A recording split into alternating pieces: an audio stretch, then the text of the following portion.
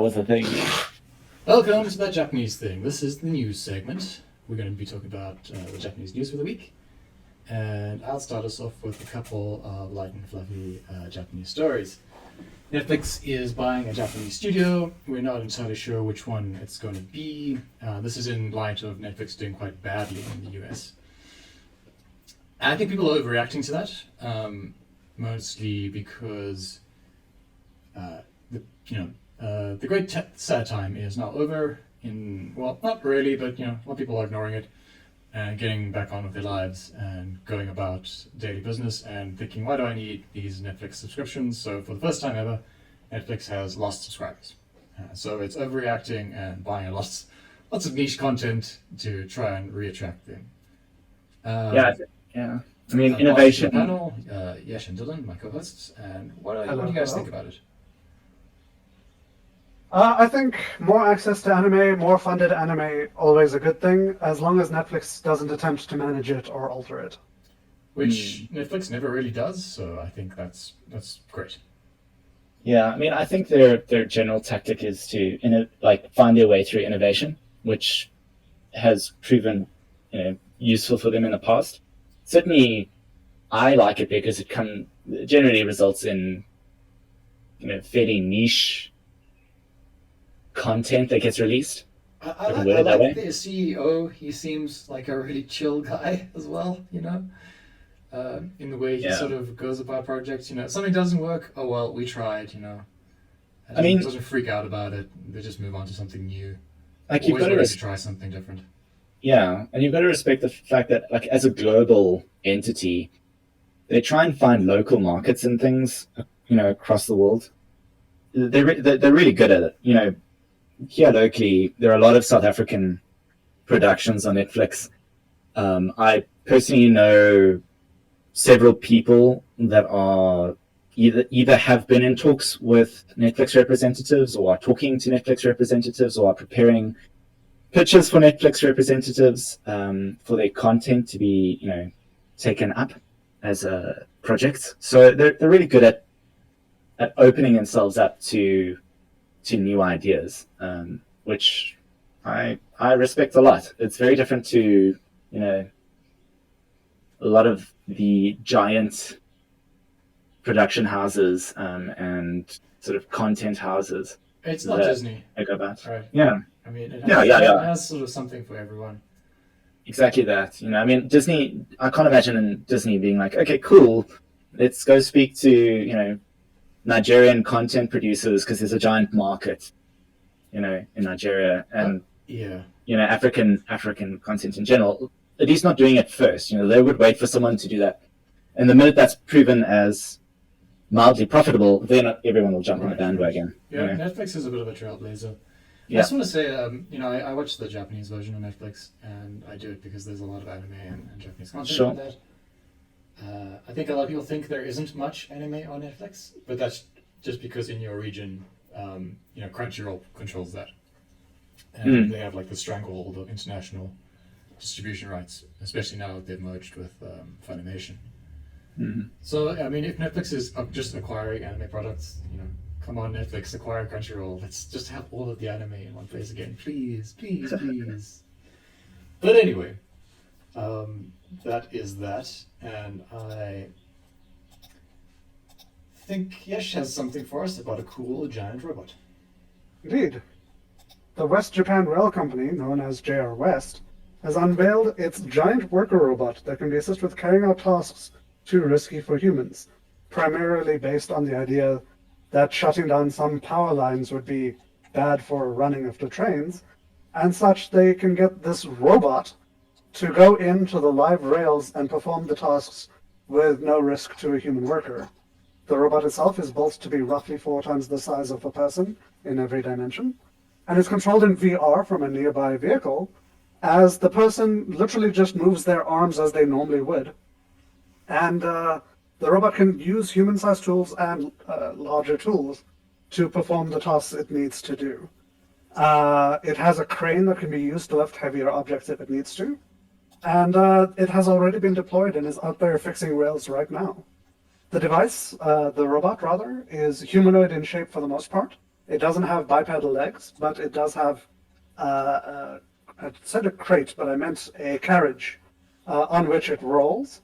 It can be carried on train carts, and it's literally doing repair work as we speak. And a lot of people are going to say, this looks just like a Gundam, right? It's got some Gundam elements, yes. But of course it doesn't. It doesn't look anything like a Gundam. It looks very much like the mecha from, I think, Full Metal Panic, actually. Full Metal Panic, I suppose. That's not The bad. biggest negative is that its head is not like a humanoid head or anything, or a helmet. And there's no space for a pilot, so... And there's no Don't be space for a ridiculous, pilot on the people. inside. It can't be a Gundam. There's no core fighter inside of it.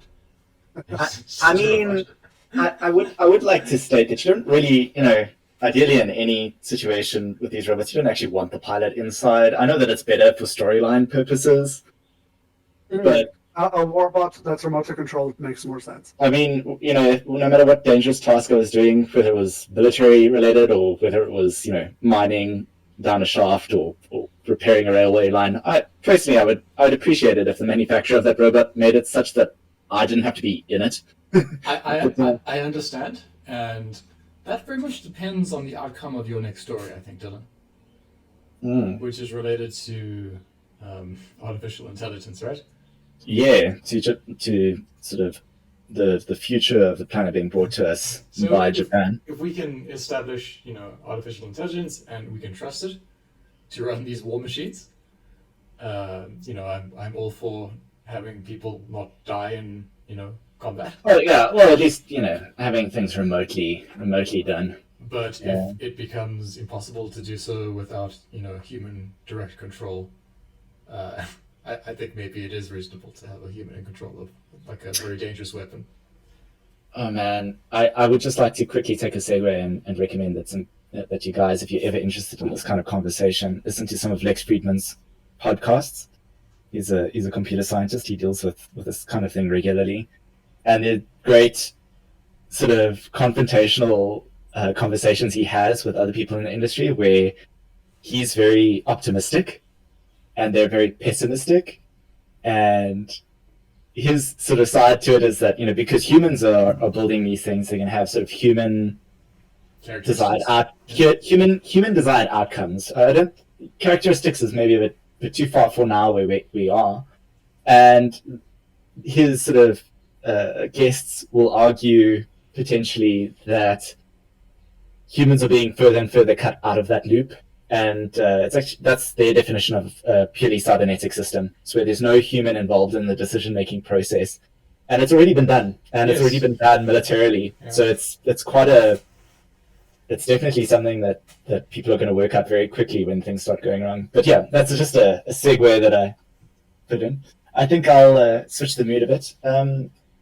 So researchers at the University of Tokyo have released a video on YouTube of their robot peeling a banana successfully, which might not sound like a big deal to most folks, but the way this is working, they're using artificial intelligence, and for anyone who knows anything about it, you need to actually train those systems, and you can't just immediately program an algorithm for the thing to do what it's there's no basic or Python or anything like that you could just type in some code and suddenly something knows how to do this thing. I mean it's incredibly complicated machine code that has to kind of adjust itself. Yes. So the human input is telling the code how the code can program itself. Yeah. And then making the code watch something in real life and trying to figure it out, right? Yeah, no, exactly. I mean it's not all that different from teaching a human how to do a sort of a basic task, right? Yeah. Or what we would define as a basic task. Except you're teaching something with a much more limited kind of cognitive. It's got a much more narrowed. I would say it's got a much more narrowed. I mean, it's actually like teaching a cat to peel a banana. I mean, it's really impressive if you think about it in that term. Maybe a little bit less distractible. And I have images of cats looking at you, looking at the banana, and just walking away. Yeah, I mean, obviously, I didn't sign up for this, Chris. I'm going to find another family. I know. But I Oh, mean, God. it's not even as intelligent as a cat. Maybe like a mouse or something like that. So I It's the think, only thing it can do is do this one task, and it's trying to yeah, find I another mean, one. that's it's a, it's sort of like, I think it matters how you look at these things. An AI can do a very narrowly defined task very well, right? That's sort of where it specializes in. The thing that makes sort of humans, if you want to say in inverted commas, special, is that we tend to abstract and expand from singular uh, sort of concepts quite quickly. So you can go from crawling to walking to running to jumping to full body movement over the Yeah, course of so those humans are years, right? very good at pattern recognition and therefore predicting what is likely to occur next.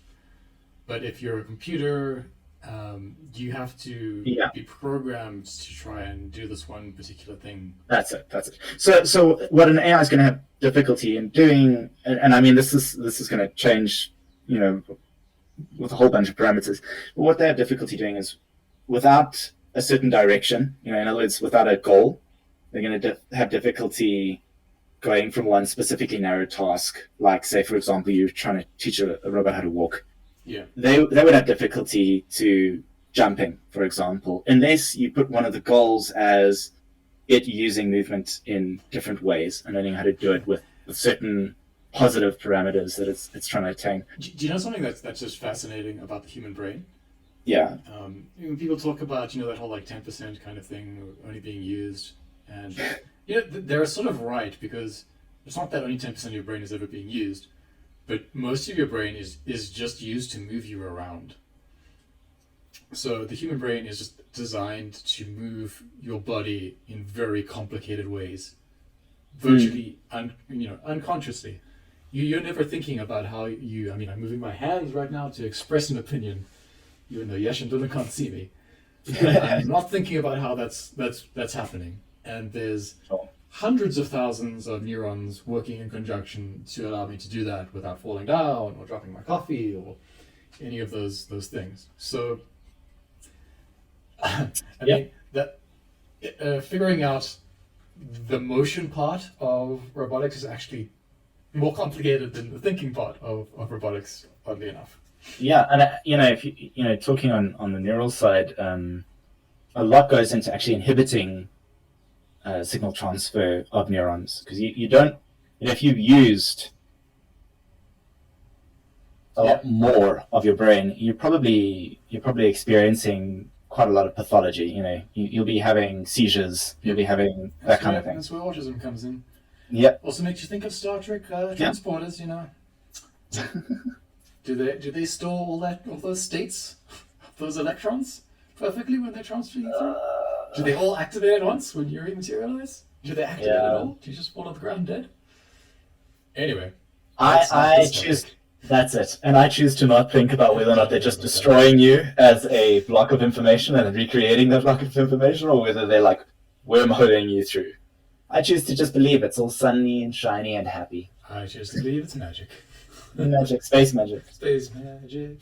But yeah, I mean, the last thing on that story is that they managed to do this with a 57% success rate. So 57% of the time, you'll have a successfully peeled banana.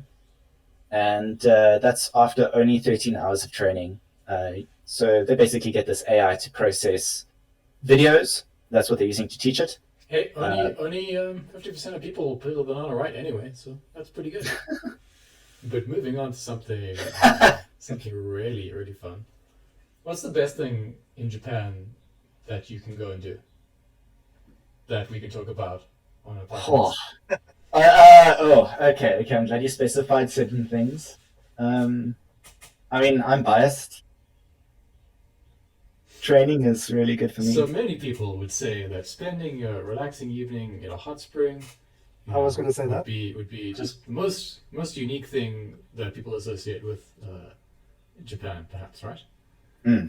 And what would happen if you were a 2nd century Roman citizen suddenly transported through a thermal drain in your – your Roman bathhouse to a modern Japanese onsen? Why, you'd get an anime made about that. Indeed, Yeah. and two live-action movies.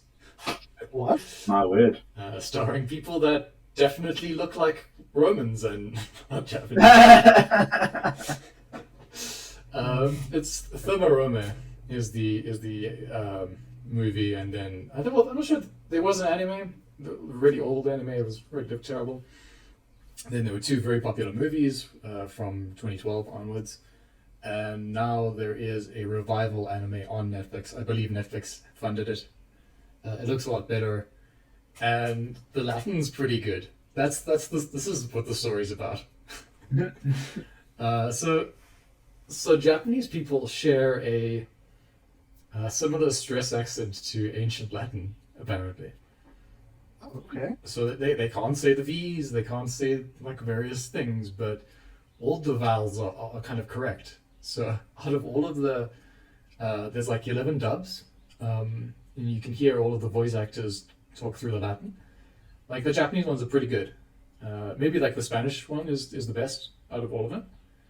But the Japanese one is actually like very good, according to Luke of what's his channel's name? Like Scorpio Martinez. He talks about and he speaks Latin. He's one of those one of the few weirdos on the internet who speaks Latin and converses in Latin with other Latin speakers. And he's got a little time travel series where he pretends to be a German time traveler who goes back in time and pesters a Roman centurion, and feeds him like Twix and various things. I'd recommend looking up his assessment of that, because he also speaks Japanese and he talks a lot about how the languages are oddly similar in some ways.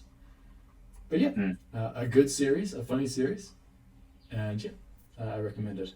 All right, that'll do it for the news for this week. Thanks all for listening. Ciao for now. Bye.